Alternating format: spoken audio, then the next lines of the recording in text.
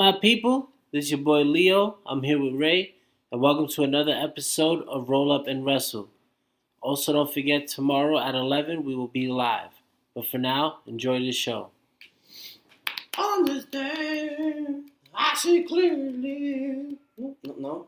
I'm just more excited that it ended so quick. Oh man, I'm super excited that it ended in like 2.5 hours. I really could not be more excited about that at all. I really thought it was gonna go for 10:15. I really thought it was gonna be like 10:30. I had the event at 3.5 hours. You had that Money in the Bank longer than. Then what? Like it was supposed to be long. I thought it was gonna be like a 50. They usually go 3.5 hours. Yeah, I thought the Money in the Bank would go 50 minutes. Whatever. All right, welcome everybody. Welcome to another show. We are here talking about Money in the Bank of 2020. First off, before we get to talking about the card, I must say, if you're gonna push Jeff Hardy, put him on the main card.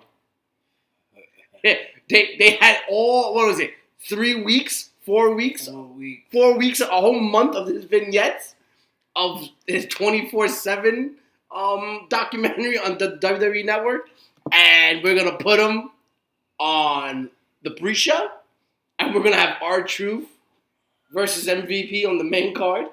At first, I thought I was going crazy when everything started. I was like, okay, pre-show starts. We have the first match. Boom. I was like, okay, MVP and R-Truth is gonna end the pre-show, I guess. Okay. And then no, Money in the Bank started. I was like, no R-Truth and MVP match? I guess Vince changed his mind. Nope, I was sadly mistaken after the first match and a couple promos later. But it is what it is. It wasn't a bad match between Hardy and Cesaro. It wasn't a bad match, but the point was you're trying to push Jeff Hardy.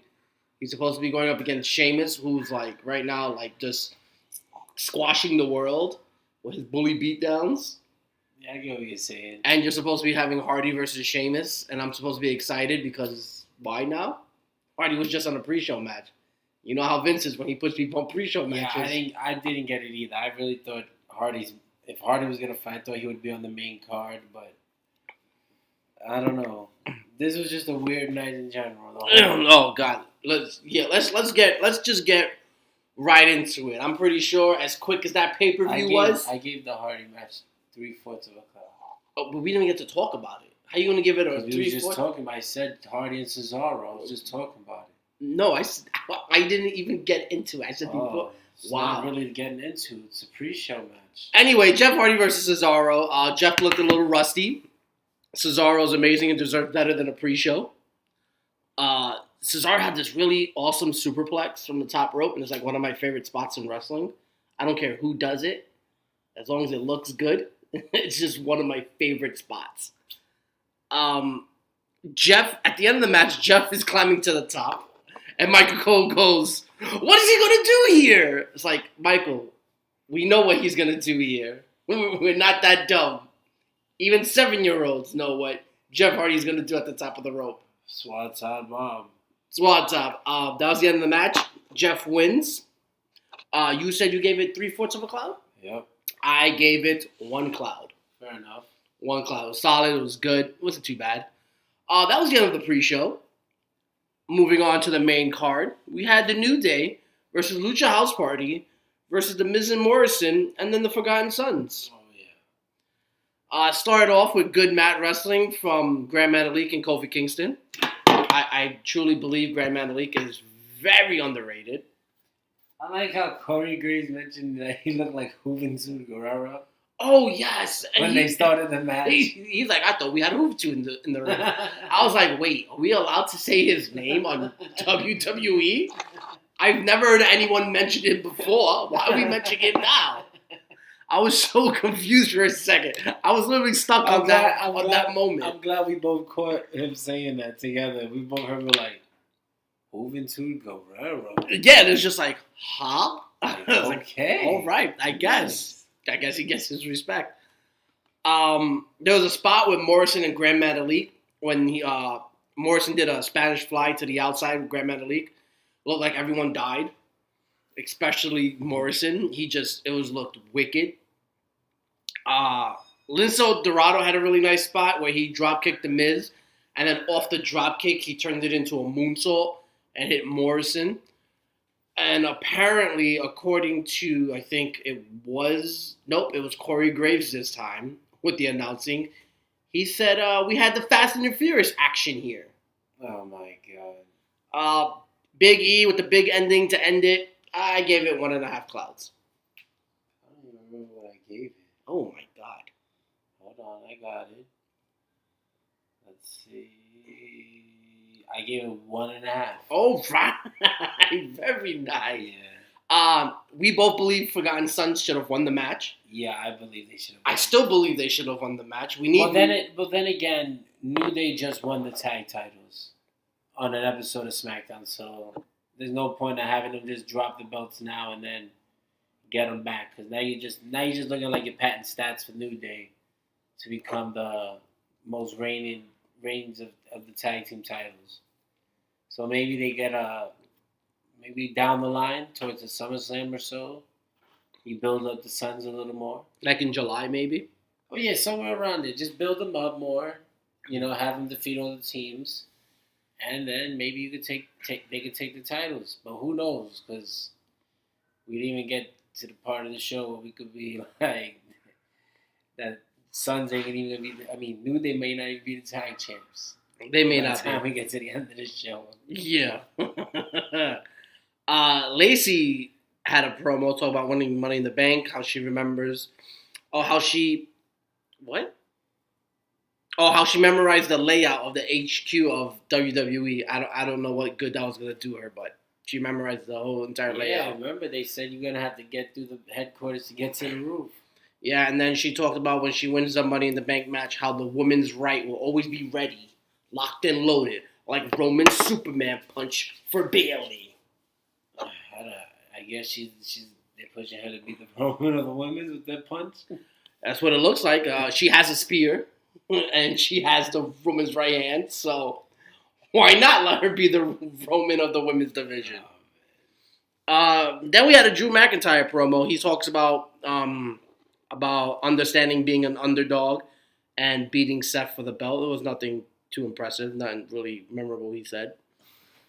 Then we get to this match. Oh, this is match of the night. The match that had no business being on the main card. The match that ended up being on the main card. The match that I did not rate. I did not rate this match whatsoever. This was a dud. I call it a killjoy. Because if I was on clouds and I saw this match and I saw what happened, I would no longer be on clouds. So we got a rainy day here? We have a rainy day here. We have a rainy day. Let me just, all right. R-Truth comes out. So already I'm like, okay, so we are having this match. This is great. We're having R-Truth versus MVP on the main card instead of Jeff Hardy versus Cesaro, which is way better. But okay. All right, WWE. Thank you for this one. Then MVP decides to come out. And MVP does his whole little gimmick, his whole little, the old school balling gimmick. And I'm just like, okay. But besides him, all of a sudden, you see R-Truth doing the same thing. And now he's looking at R-Truth like, what are you doing? And he's like, I'm trying to teach you the ball. And he's like, wait, teach me the ball? I taught everyone else how to ball. You gonna teach me how to ball? And the funny part, too, is before MVP even came out, R-Truth still did his promo as if people were going to still... Oh, yes, I forgot about that. He's still saying what's up and all this other stuff and puts the mic in the air and looking around like he's going to get a response from somebody. The announcer should have gave him the response that he was looking for. You know who would have been good in these type of new arena matches? Matt Striker. Oh, yeah. Matt Striker would be good on the announce team. And as a fan. Yes, as a fan. because he was a fan doing the commentating in WWE at the time. He'd be good in these type of no arena things. But anyway, back to R-Truth and MVP. Match of the night. So now they're bickering about this balling thing, and R-Truth teaches him how to hit 6 points in one shot. Don't know how it's possible. Never will be possible. And then all of a sudden, Bobby Lashley music plays. So now I'm like, what in the blue Jesus is going on here? Why are you here, Bobby? Bobby, what are you doing, Bobby? Go home, Bobby. Get away. Go away. All of a sudden, he takes MVP spot in the match. You can take the day off. I got this. You can take the day off. I got this. So all of a sudden, R-Truth is like, whoa, can I have a day off? I'm gonna take the day off. He tries to leave the ring, and it doesn't happen. After that, didn't care. Like I said, killjoy. No rating for me. Well, the match started really because R-Truth was like how he slaps Lashley by mistake. So of course Lashley got upset. No. Lashley came out in his gear. You knew he was going to wrestle in that match somehow, somewhere. Oh no, yeah, but I mean, the moment he told MVP you could take the night off, and MVP said, "Oh yeah," and he looked at R-Truth and said, "Now that's what's up," and left the ring, it automatically became R-Truth versus Lashley. I don't care how it started. I don't care what happened before the bell rang. I don't care what happened after. It told me it became Bobby versus R-Truth. Why is Bobby Lashley beefing with R-Truth for? What's going on? Why is Bobby Lashley friends with MVP? No one's saying anything. All I know is that Bobby Lashley came out to the ring, took MVP's spot, and now I have R-Truth versus Lashley. Why? For what? I don't care. I'd rather have Jeff Hardy versus Cesaro in that spot than that nonsense that we got. I don't want to hear about it. There's no defending it. What did you rate it? I gave it no clout. Let's move on. Simple. King Corbin promo. He's talking about handling how he handled Drew Gulak and Daniel Bryan, winning last week's match, the Money in the Bank match, and he's sounding like everybody else who's cutting a promo that's in the Money in the Bank match. The risk is worth the reward. I've heard that about 1 billion times tonight. Tamina versus Bayley is up. Bayley and Sasha have a promo before the match. Talks about last week. There was a weird altercation on the top of the corner between Bayley and Tamina in the beginning of the match. Yeah, there was. I felt like it was a little botch moment, or to see what they were going to do next. But I did notice it. I have no idea what happened. Tamina goes for this really cool super kick, and Bayley grabs onto it and puts her in a knee bar. It's one of the most ugliest knee bars I've ever seen in my life. I will be honest. It looked hideous, but it still was a cool spot. If it looked better, but it is what it is. Sasha distracts Tamina. Bayley grabs her, and I think she puts her in a crucifix for the pin. Either way, it was a roll-up. Well, Sasha helped her out, of course. But, I'm not surprised. I mean, don't get me wrong. There were a couple moments in the match that had you think that Tamina was going to win the title. Yes, I was very shocked. I was looking, we were watching. I was like, yo, imagine Tamina won this match. Because Bayley came out first, and then Tamina. Yeah, we have this thing where if the champions are coming out first, the challenger is going to win the match. Challenger wins the title, but they got us tonight. Tonight they definitely got us. I didn't write what I rated it, but I was going to rate it. I gave it a star. You mean a cloud? I mean, yeah, cloud. I'm going to rate it 3/4 of a cloud. Thought it was okay. It was all right. Nothing special, nothing spectacular.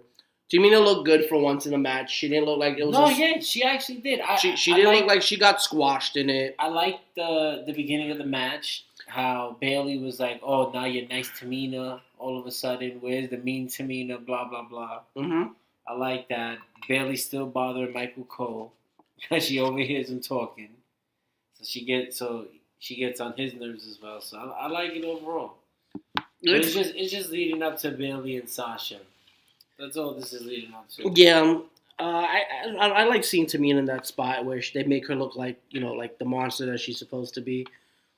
like this very angry person. I would understand why she's angry, but let's see what WWE goes with. Oh no, I think she's done now. For now. Seth Rollins promo. He talks about how Drew knows who he is and what he's capable of.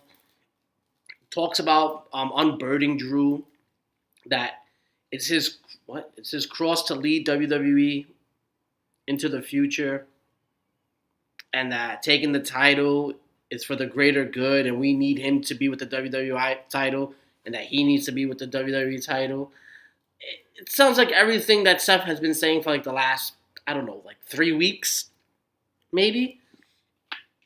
Like, Seth, I love you. You're good, but that's not his fault. It needs to change up. Even if it's not his fault, it needs to change. He's sounding very repetitive for the last 3 weeks. I get it. You want to take the burden off of Drew McIntyre's hands. You need the title. We need you with the title, and all this other good mumbo jumbo stuff. I got it. Something new, please, something new. Tired of it, WWE. I'm tired. Then we get Braun versus Bray. This was interesting. Man.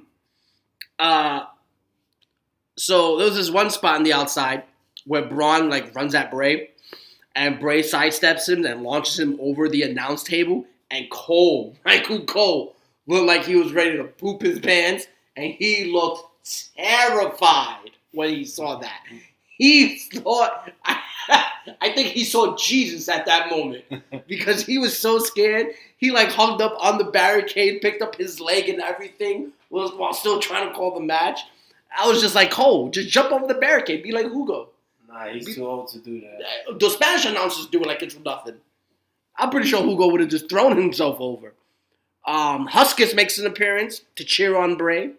Well, they all made an appearance. Yeah, they did, and at the end they all did. The announcers are shocked that Bray kicked out of the Sister Abigail after kicking out of 4 spears from Goldberg. I don't get it, but okay, I guess we're impressed by it. And then at the end, Braun puts on the mask. Bray's excited to see him. He's like, "You're back! You're back! I told him you would come back." And then they hug, and then Braun takes off the mask, and then gives him a running power slam. I gave it 1 cloud. I just don't get this rivalry. I know it's not over yet, but it's like, how do you play this out? The Fiend's gonna fight Strowman next. Mm-hmm. The Fiend's gonna most likely take the title from Strowman. Yep. Strowman beat Goldberg. The Fiend didn't beat Goldberg, but the Fiend is gonna beat Strowman. Yep. Don't get it.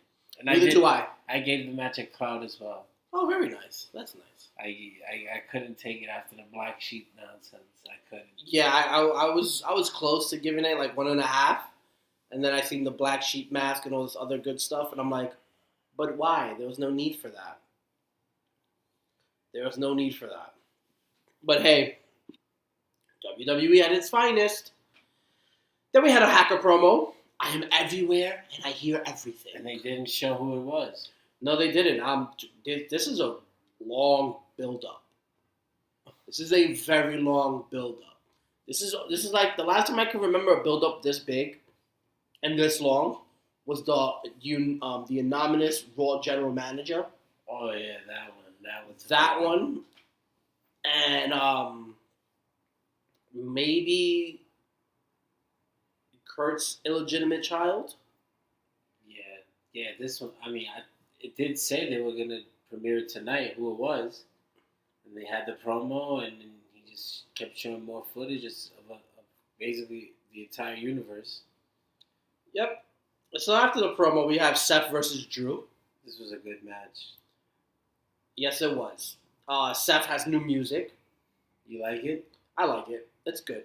It fits the new character. It's perfect. That's why I like it. It fits the new character. I knew the Burn It Down was in its last days with this whole Messiah thing. I was like, this doesn't go with the music. It doesn't. But I'll get used to it. Everyone will. Drew's one-upping Seth on every move in the beginning of the match. Seth is coming at him, and Drew's just ahead and just putting a stop to everything. Drew finally kicked out on a 2. Yeah, I know he was kicking out everything. He was kicking out everything. Seth hits him with a superplex that goes into the Falcon's arrow, and Drew kicked out at 2. So I was like, okay, I'm cool with that. Drew hit a double arm DDT out of nowhere. I was like, well, he's reaching into his bag of goodies. There was this one spot where Drew gets him. They're on the top of the turnbuckle, and Drew goes backwards, and it looks like his knee gets caught up, and Seth is just stepping on his knee from the top of the turnbuckle. So Drew just like grabs him from his back and German suplexes him backwards. Seth goes flying in the ring and lands on his stomach. And it was just insane. And I was just like, wow, Seth is amazing. Because Seth made all that happen. Drew just had to throw him. Seth did all the other acrobatic stuff. To end the match, it was a Glasgow kiss from Drew. Seth stumbles, comes back, super kicks Drew. Drew hits the ropes, comes back. Claymore. 1, 2, 3.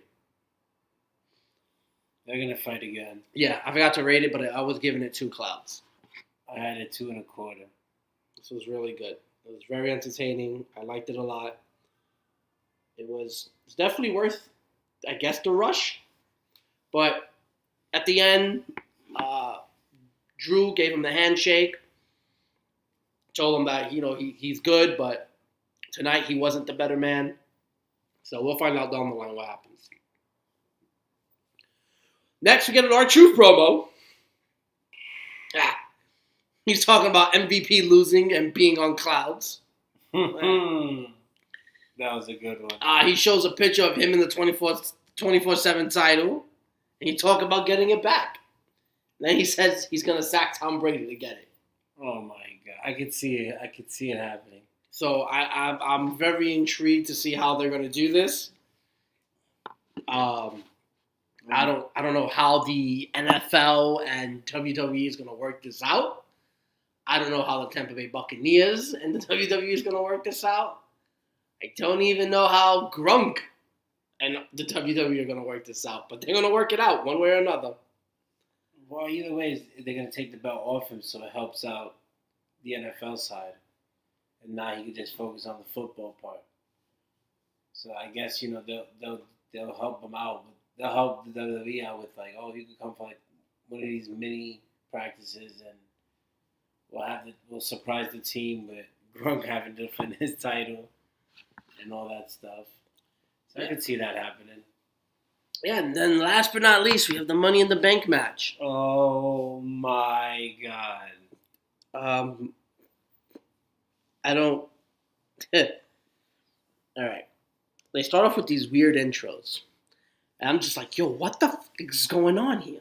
I like how they were doing it. I was just, it was so weird. It was just weird. They had the ladies. It was just weird because all the ladies stood next to each other, like in a line. They weren't facing each other. Like, all right. So when they did the men were all facing each other and they were circling each other. I'm okay with that. That's cool. You guys are ready to fight each other. That's fine. But the ladies were standing in like a single file, like if you was gonna pick them in a video game, and you just had to choose your character, and they're all standing there. And then they announced Asuka, and Asuka's nowhere to be found. And I'm just like, okay, where's Asuka? The bell rings, match starts, they're fighting, and then all of a sudden, Shayna Baszler looks up, taps on Nia Jax. Everyone comes out to look at Asuka standing on top of this like little edge. I don't know. I guess on the second floor or like whatever that was, and she just murders everybody. Just throws herself off and boof, takes everybody out. And then Asuka right away jumps in the elevator. Bruce Pritchard made an appearance. In the bathroom. A random clown was there. Oh, that's Doink the Clown. It was supposed to be Doink, but it wasn't Doink. Stephanie McMahon, Heyman, James Laurinaitis. Roman Reigns made an appearance. Yes, Roman did make an appearance on a picture, which is very intriguing because they still deleted him from history. Yeah, they did it again with the They Money did in the it Bank again with the moment. Money in the Bank cash-in. I'm just trying to figure out what is that about. I like how they had AJ scared because he saw to take a picture. Yeah, and then he went into the room with the casket. Yeah. Otis became one of the biggest fanboys ever. When Daniel Bryan's hitting the kicks on Baron Corbin, he's over there just screaming, "Yes!" And then when yes! he was getting kicked, he's like, "Ah!" Yeah, he gets kicked like, "Ah!" At one point, Nia Jax gets cleaned out by Dana Brooke with this chair. Just cleans her out. She's done. That's when Stephanie makes the appearance. It's like, clean this up. Nia's Dana drooling. thought she It's won gross. the match. Oh my God. Dana thought she looked at a briefcase full of money. She picks it up. She's like, yes, I won the match. It's full of money. That's, again, Stephanie still like makes the appearance at that moment. And then she's just like, what are you doing? No, it's the wrong briefcase. Dana looked like a huge geek at that moment. We had a few geeks here, by the way. Corbin. So they finally get to the roof. If anyone's asking about Shayna Baszler at this point or what happened to Shayna throughout the match, Shayna was taken out when everyone hit their finisher on her and Nia decided to powerbomb her onto a wall. So Shayna was automatically eliminated from that match at that point. Everyone makes their way to the roof. So we have Asuka climbing the ladder. Asuka's climbing and she's trying to take down one of the briefcase. Corbin climbs up and is telling her no. Like, Corbin, what are you doing? I did not get that. I don't understand that. But you know what? He made himself look like a geek because Asuka kicked him and got him off the ladder so she can grab her briefcase. So Asuka is now your women's Money in the Bank briefcase holder, I shall call it. Corbin commits double homicide by throwing off Ray and Aleister Black off the roof. I told you Ray would go. You definitely did call Ray. You definitely said Rey Mysterio. I thought it would be Otis, but I was completely wrong. Oh, yeah, you definitely was. I was completely wrong on that. Aleister going off. AJ said Aleister was going to go off by him, but it looks like Corbin took care of that one. Yeah, I didn't get the whole Aleister getting thrown off. So we had two Raw guys going off the side of the roof. By a SmackDown guy. By one SmackDown guy. Corbin's climbing. AJ's climbing the ladder at this point. All of a sudden, this guy slides into this ring. All you see is all this hair, and you just see Corbin get whacked by a guitar. Immediately, Elias. Mm-hmm. First person I knew and thought of. It's like, Elias returned, hit Corbin with the guitar. At that point, right when Elias hit him, AJ and Baron Corbin were battling out with the briefcase. They had the briefcase both in their hands because AJ had taken it down. So Corbin gets whacked with the guitar. Corbin goes down for some strange apparent reason. AJ loses control of the briefcase, even though he's the one who took it down. Otis catches it and wins Money in the Bank. What in the blue Jesus was that? Otis is going to be WWE champion. That's what it's telling you. He's going to be the WWE. Am I right? Or are you thinking he's doing the tag belts? Do you want him to do the tag belts? Apparently on Twitter, Otis said that if he got the Money in the Bank briefcase, he will be challenging for the tag team titles. Now, if anyone could ever remember, they said this in multiple Money in the Bank matches. The contract contains a title match for any title at any time, anywhere. So, if Otis want to do the tag team titles, it will be different. It would be new. It would be the first ever, and I'm okay with that. He'll beat Strowman. I said tag titles. Yeah, but I said tag titles. I didn't say WWE titles. SmackDown's about that. I said tag titles. I didn't say WWE titles. I like Otis. Otis is fun to watch. He's very entertaining. But Otis, I cannot take you serious. I can't. His finisher is called the Caterpillar. And he does the worm. And he gives you an elbow drop. He's about to be WWE His champion. finisher is called the Caterpillar. He does the worm. What do you think Asuka's doing with her? And he hits an elbow drop. What Asuka's going to do with her? I don't care what Asuka does. Asuka will probably go end up on SmackDown and choke Bayley out. No. For all I know. I think she's going to go to NXT. You think she's gonna go to NXT and beat Charlotte? That'll be nice. Get the belt she never lost, really. Yeah, that's true. And she could avenge the WrestleMania loss. Yeah, she could do that. Because Charlotte ended the streak. She could do that, but then what is that saying about your NXT talent? Well, what is that? Be honest. Like, what is that saying about your NXT talent? That they can't hang in the ratings and that they're not good enough for the ratings? So basically, you're just going to start calling down main roster women to be in NXT so you can get ratings. And what do you do with your NXT talent? Just squash them to all the main roster talent?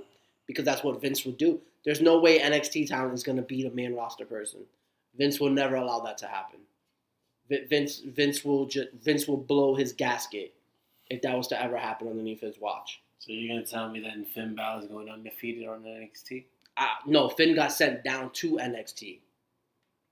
Vince had nothing for him. He didn't see anything in him, and well, if Asuka cashes in on the NXT title, it's different because she's using a main roster gimmick to then go down to NXT to win the title. It's like Charlotte when she won the Royal Rumble match, and she went down to NXT and challenged Rhea Ripley for the title. And I told you, she's gonna win the match because Vince now has his hands in NXT. I think she should, but I don't know. It's not a good look if she does it. That's all I'm saying. It's not a Becky. Good. It's all right. You could do beat Becky. That's fine. You could beat Becky. But Otis against Braun, that's good. Oh, that's not happening, my friend. That's not happening. You should do Otis versus Drew. How about that one? He got Mandy. Oh, Mandy's be on his side during the match. Oh boy. Oh boy. I gave the match 2 3/4 in total. We gave the match what? 2 3/4. 2 3 clouds, bro. 2 3/4. Yeah. 2 3 clouds. 2 3/4 of a cloud in general. Oh my god. I like it. The little cameos were perfect. The Vince McMahon one was the best one. I gave it 2 1/4 of a cloud. Nah, you being. I'm being generous. We got 2 people throwing. I'm being generous. They gave us the upset alert winner. They definitely did. They threw the wild card punch and said Otis wins. They definitely did. Are you excited for tomorrow? I am. I want to see what happens with this Asuka and Becky Lynch confrontation. So they've been hyping it up. That Becky was going to see the Money in the Bank winner. Yeah, I'm pretty excited about tomorrow. Should be interesting. Should be fun. Yeah, I want to see what they do with this McIntyre thing. Like, do they continue with Rollins or they just go straight to another rivalry? We'll find out. Mm-hmm. Any last questions or comments? No, but I think Otis as WWE champion could probably give it some ratings. And that's all the time we have for you guys today. Thank you for listening. If you enjoyed what you heard, hit the thumbs up, subscribe, and turn on your notification bells. If you guys want to leave any comments or questions, positive or negative, it doesn't matter. We're Brooklyn boys. We have tough skin. Just leave them down below. Thank you guys. And always remember, there's nothing wrong with a roll-up in wrestling. That's it.